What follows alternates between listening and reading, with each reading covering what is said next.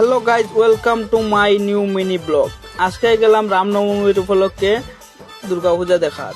তারপরে দুর্গাপূজা দেখিয়ে বেশ মজা লাগলো। মজা লাগার পরে ডাইরেক্ট গেলাম কি খিচুড়ি খাওয়ার। আর এখানেও আইয়া যা ভিড়, বেজান ভিড় হয়ে গেছে। তারপর গেলাম কি দেখাই দেখাই ঢুকি গেলাম।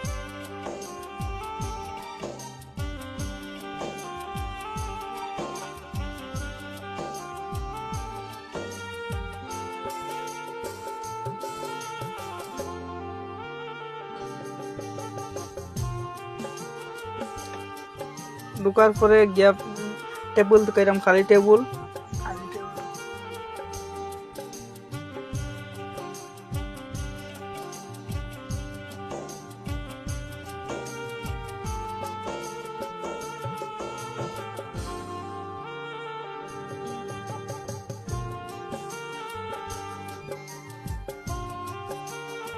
তারপর সোজা বাড়ির দিকে রওনা দিলাম।